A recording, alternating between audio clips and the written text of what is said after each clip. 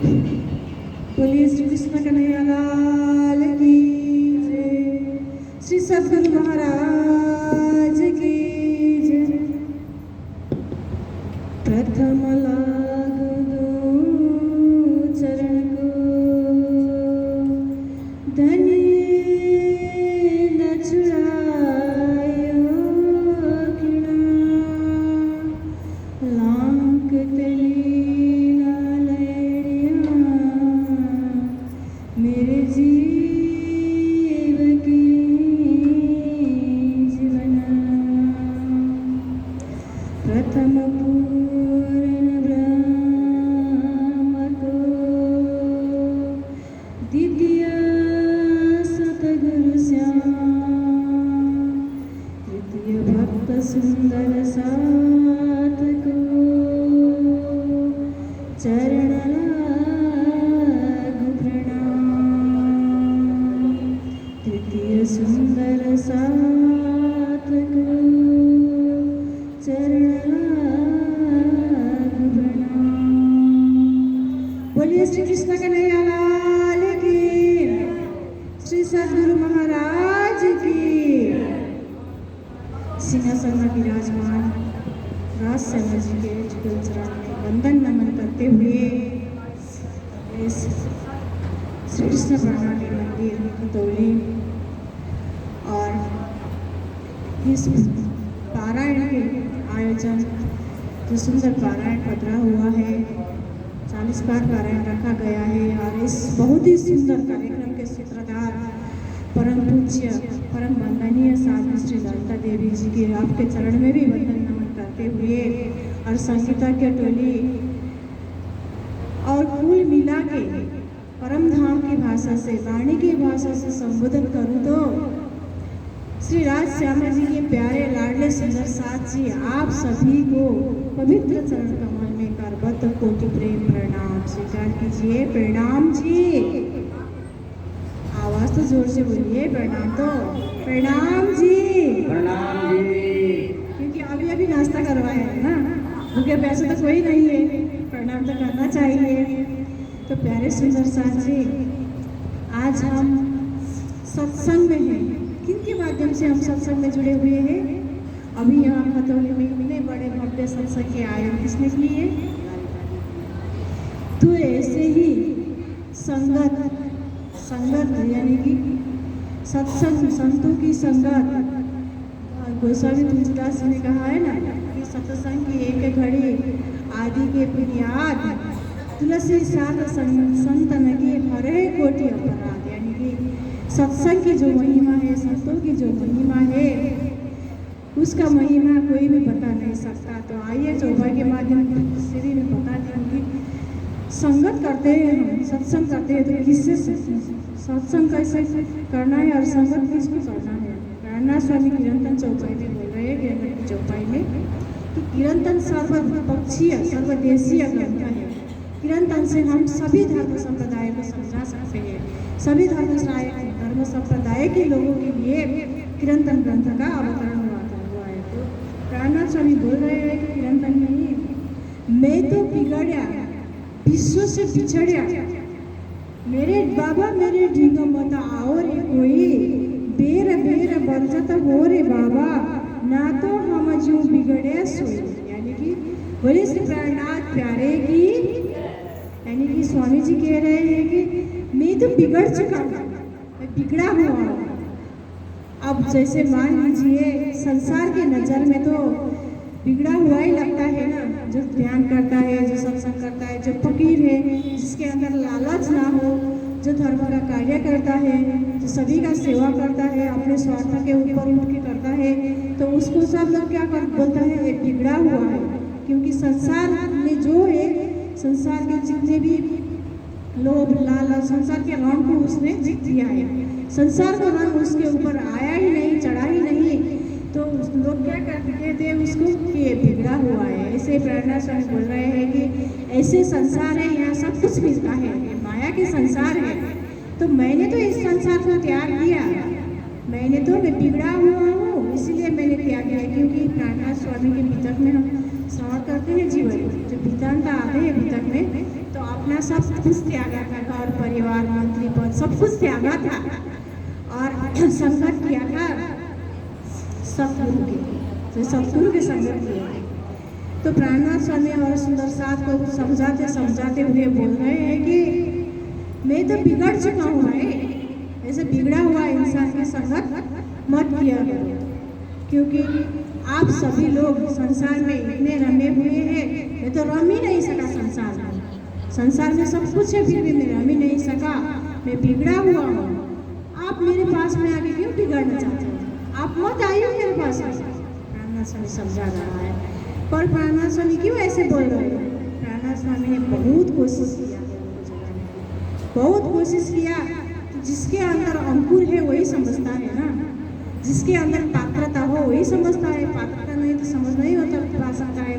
जैसे कि केसरी जो सिंगिनी होती है उसको काटने के लिए, दोहन करने के लिए सोने का बर्तन चाहिए, ना तो किसी और के बर्तन में वो नहीं, उसके दूध नहीं टिकेगा, बर्तन टूट जाएगा।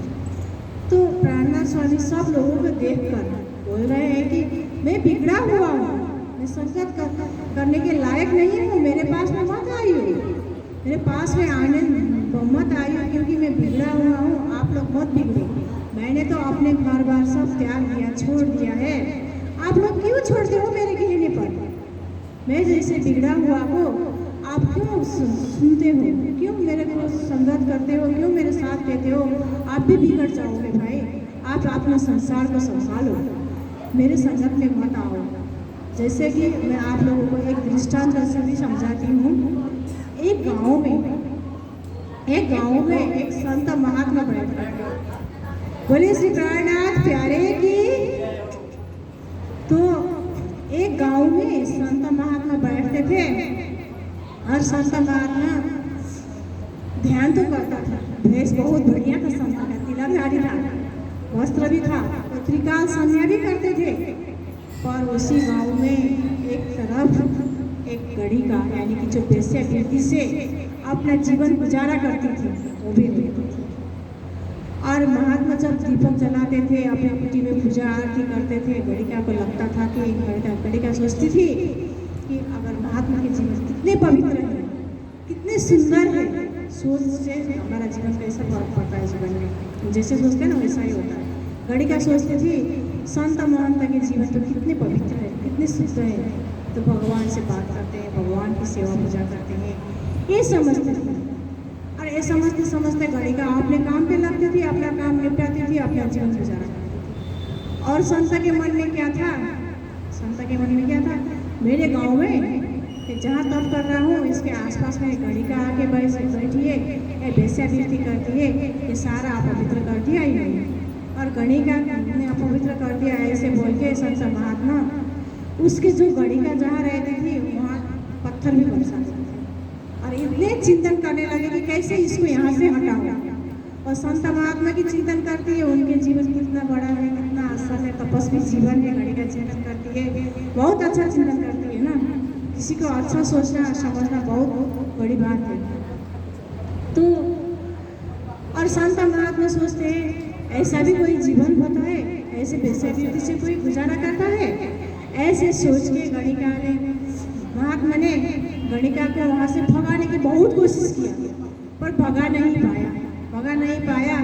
और दिन गुजरते गए, समय बीतते, समय के अंतराल में मानो लगभग गणिका का भी गोविंदाय नमो नमो हो गया, यानी कि धाम गमन हो गया, और महात्मा का धाम गमन हो गया, दोनों का धाम गमन हो गया।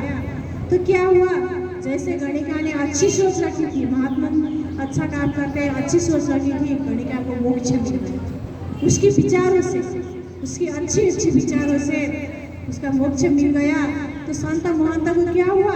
जो संत महंत थे, दिखाने में तो वो महंत थे, और उसकी सोच इतनी बुरी थी गणिका को लेकर कि उन्होंने इतना सोच लिया, इतना चिंतन कर लिया, तो वो महंत जो थे वो उसका पुनर्जन्म हो गया। और पुनर्जन्म हो गया वो भी औरत के तन में, जैसे चिंतन कर रहे थे, संगत कर रहे थे, और गणिका को तो मोक्ष मिल गया।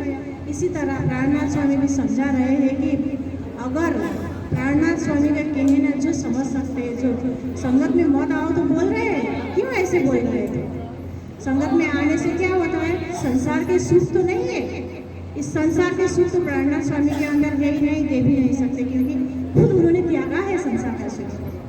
तो खुद त्यागने वाला के पास क्या होता है, परम धाम के सुख तो जो है उनके पास है। जो ध्यान करता था परम धाम का, जो सोच विचार करता था, सोच से, अच्छी संगत से हमारी जीवन बदलती है। और हम भी सत्संग में आते हैं तो ध्यान से सुनना चाहिए, और सुनने के बाद में जैसे घड़ी का मनन करती थी ना, तपस्वी महंत तपस्वी जो थे वो पूजा पाठ करते थे, संख्या घंटा की नाद होती थी, तो उसी हिसाब से वो विचार करती थी, मनन करती थी। इसी तरह सत्संग में आके 2 शब्द हम सुनते हैं ना, तो उसका लाभ उठाना चाहिए। तो प्यारे सुंदर साथ जी, ये सत्संग भी ऐसे नहीं मिलते। आप लोगों को लगता होगा कि सत्संग तो हर महीना मिलता जाएगा, ऐसा नहीं है, हमेशा मिलता ही नहीं। सत्संग मिलने के लिए भी हमारा बहुत जन्म जन्मांतर का पुण्य इकट्ठा करना पड़ता है, उसी के बाद सत्संग मिलते हैं। और उसी एक पुण्य इकट्ठा करने होने के बाद ही मनुष्य तन मिलता है और सत्संग के लाभ लेने के लिए मिलता है। भागवत जी में भी वेद व्यास महाराज ने कहा गया है कि भाग्योदयेन बहुजन्म समर्जितेन सत्संगमं च लभते पुरुषो यदा वै अज्ञान हेतुकितमोहमदान्धकारं नासं विदाय तदुदयते विवेकः। बोलिए श्री कृष्ण कन्हैया लाल की। तो प्यारे सुंदर साथ जी, हमारे बहुत जन्म के पुण्य इकट्ठा हो गया, तब देवी जी मिली, और देवी जी के माध्यम से ऐसा सत्संग मिल रहा है। तो इसको इतनी हल्की में मत लीजिए आप लोग, बस चाय पकौड़ी भोजन नाश्ता प्रसादी के रूप में मत लीजिए, क्योंकि ये सत्संग के महिमा जो है ना, ये सत्संग जो है ये हमारी आत्मा की खुराक है, आत्मा के आहार है ये। जैसे शरीर को हम आहार देते हैं ना, चाय पानी नाश्ता वगैरह देते हैं, तो आत्मा को भी खुराक देना चाहिए। अगर हमारे आत्मा की खुराक ना मिले तो फिर हमारे आत्मा को क्या होता है पता है, क्या होता है? इस आत्मा को मोक्ष नहीं मिलेगा, जीव को मोक्ष नहीं मिलेगा, फिर जन्म मरण का चक्कर काटना पड़ता है। तो प्राणनाथ स्वामी इतने समझाते समझाते बोल रहे हैं कि जन्म मरण का चक्कर काटना पड़ता है, इतना समझाया, और प्राणनाथ स्वामी को लगा कि अब समझाने से कोई फायदा नहीं है, ये सुनते ही नहीं, मनन करते भी नहीं, और हम कितने समझाएंगे, समझाने से कोई फायदा नहीं। तो प्राणनाथ स्वामी ने बोल दिया कि मैं तो बिगड़ा चुका हूँ, अगर मैं अच्छा होता तो मेरे पास आके बैठते थे ना लोग, क्यों दूर दूर जाते हैं, क्यों ज्ञान की बात नहीं सुनते, क्यों कोई समझते नहीं है कि इस दुनिया ये नश्वर है, मिथ्या है, जगत मिथ्या है, ब्रह्म सत्य है, क्यों कोई नहीं समझता? तो मैं बिगड़ा हुआ हूँ ना, बिगड़ा हुआ इंसान के पास कौन जाता है? कोई बताइए, कोई जाता है? कोई नहीं जाता है ना। तो प्राणनाथ स्वामी खुद को बोल रहे हैं कि मैं बिगड़ा हुआ हूँ, इसीलिए आप लोग आते नहीं हो ना, कोई बात नहीं, मत आइए, मेरे जैसे बिगड़ना भी आप लोगों को नहीं चाहिए, क्योंकि आप लोग तो सब संभाल के बैठे हुए हैं ना, तो नहीं आइए, ऐसे बोल के प्राणनाथ स्वामी समझा रहे हैं। तो प्यारे सुंदर साथ जी, सत्संग जितने मिले, चाहे सत्संग में आप लोग 2 मिनट क्यों ना बैठे, चुपचाप से शांति बनाकर बैठिए, और शांति से जो मिले सत्संग का कीर्तन का आनंद उठाइए, ज्ञान ले लीजिए, क्योंकि हमेशा सत्संग नहीं मिलती। सत्संग मिलने के लिए भी मैंने बताई भी रही हूँ, बहुत जगह के पुण्य इकट्ठा होना पड़ता है, तब जाके सत्संग मिलती है, तब जाके सद्गुरु मिलते हैं, तब जाके संत समागम के में आप लोगों का सहभागिता होते हैं। तो अभी ऐसे घड़ी है कि संत गुरुजन बोले और हम सुनेंगे, ऐसे नहीं, आप भी खुद भजन कीर्तन कर सकते हो, क्योंकि पता है संत गुरुजन के सुनाने से तो आप सिर्फ 2 मिनट सुनते हैं, जब आप खुद भजन कीर्तन करने लगेंगे तब आप लोगों को भी एक ज्ञान का बोध होता है। तो प्यारे सुंदर साथ जी, भजन नाम सुमिरन और भोजन खुद को ही होना चाहिए, क्योंकि हम जितने भी चिल्लाएं, जितने भी करें, हमारे कोशिश से कुछ भी नहीं होता अगर आप लोगों ने कोशिश नहीं की है। जितने भी हम समझाएं कुछ भी नहीं होता, क्योंकि जब तक प्यासा कुआं के पास नहीं जाते ना, तब तक उसका प्यास नहीं रहता। कुआं तो जाती नहीं है ना, पानी तो खुद नहीं जाते हैं ना, पानी पीने के लिए कुएं के पास जाना ही पड़ता है। तो भजन और भोजन खुद को करना पड़ता है, खुद के लिए खुद को ही करना पड़ता है, जो हम सब कर रहे हैं और करना भी चाहिए। सत्संग में ना 3 प्रकार की श्रोताएं होती हैं। बोलो श्री प्राणनाथ प्यारे की 3 प्रकार के श्रोताएं होते हैं। एक होते हैं श्रोता, जो सत्संग में आके आनंद से सोते हैं और अमृत का आनंद उठा के चले जाते हैं। और दूसरे होते हैं श्रोता, श्रोता जो काटने वाली होती है, जो सुपारी वगैरह जो कड़े होते हैं, वो कड़े चीज़ को काटने के लिए प्रयोग करते हैं कि एक दूसरे के बात बुराई या बातचीत वाली चाहे जो हो, एक दूसरे से बात करते रहते हैं, वो श्रोता होते हैं। और जो श्रोता होते हैं असल में वो ध्यानपूर्वक सत्संग सुनते हैं। अगर ध्यानपूर्वक सत्संग नहीं सुनेंगे तो क्या होता है पता है? मैं बताऊँ आप लोगों को क्या होता है ध्यानपूर्वक नहीं सुनेंगे तो? जैसे कि एक दृष्टांत याद आया, मैं वही दृष्टांत देती हूँ। तो एक गांव में बहुत पहले, बहुत पुराने जमाने की बात है, एक वृद्ध पिता और बेटा था। एक घर में हुए था तो और घर में और भी लोग होंगे। तो क्या हो गया, पिताजी बीमार हो गए, खांसी बुखार भी आ गई बहुत तेज की। अब उस समय क्या था, अभी के जैसे सुविधा भी नहीं है, फ़ोन वगैरह कुछ नहीं है। तो पिताजी की इतनी खांसी आ गई, मानो लगता है अब प्राण छूटने का समय आ गया। तो पिताजी कैसे हाल देख के बेटा जो था वैद्य के पास चला गया। उसका ध्यान भटक गया था, ध्यान नहीं था। तो उसने जाके वैद्य को बुलाया कि वैद्य आराम फरमा रहा था, अपनी ड्यूटी से आके आराम फरमा रहा था। तो उसने वैद्य को बुलाया, वैद्य जी उठिए, जल्दी उठिए और आप जल्दी उठिए, तैयार हो जाइए, मेरे पिताजी की अवस्था बहुत नाजुक है, तबीयत बहुत खराब है, तो चलिए मेरे पास, पिताजी को देख लीजिए। तो वैद्य जी ने बोले ठीक है बेटा, अभी अभी आके मैं आराम कर रहा हूँ, तो मैं आपको एक दवा की बोतल देता हूँ, तो दवा की बोतल लेके जाओ और पिताजी को खिलाना। तो बाद में कुछ देर बाद में मैं भी आऊँगा, पहले आप दवा लेके जाओ और जल्दी से दवा खिला दो। और एक बात ध्यान रखो, ध्यान रखने वाली बात यह है, आप लोग भी ध्यान देकर सुनिए, ध्यान रखने वाली बात क्या है। तो आप एक बात ध्यान रखना बेटा, दवा खिलाने से पहले इसको हिलाना पड़ेगा। जब वैद्य ने बोला हिलाना पड़ेगा, वैद्य ने तो बोला था बोतल को हिलाना है, बोतल दिखाया भी था, दिया भी था दवा का बोतल, और वो बेटा के दिमाग में तो वो बात नहीं रहा, क्योंकि उसने ध्यान नहीं दिया। उसका ध्यान कहाँ था? बीमार पिताजी के ऊपर था। तो वो चला गया और रास्ते में जाके एक उसके जवान सा जो दोस्त था उसको भी उठाया और बोलने लगा कि अरे यार चलो मेरे पास, पिताजी को दवा खिलाने में भी देर हो जाएगी, क्योंकि वैद्य जी ने बोला है हिला को खिलाना पड़ेगा और कहने में पिताजी को उठा नहीं पाऊंगा। तो दोनों मिलके पिताजी को उठाएंगे, चल। और दोस्त को भी उठा के लेके चला गया। उसके दिमाग में है कि दवा को हिलाना नहीं, पिताजी को हिलाना पड़ेगा। तो अब दोनों मिलके अच्छे से हिला दिया, मानो झूला झुला दिया। एक ने हाथ पकड़ा और एक ने पैर पकड़ा, अच्छे से झुला दिया, इतना झुलाया पिताजी का प्राण ही छूट गया। तो कुछ देर बाद में वैद्य जी आ गए और देखने लगे वैद्य जी, अरे बेटा आपने क्या किया, दवा नहीं खिलाया?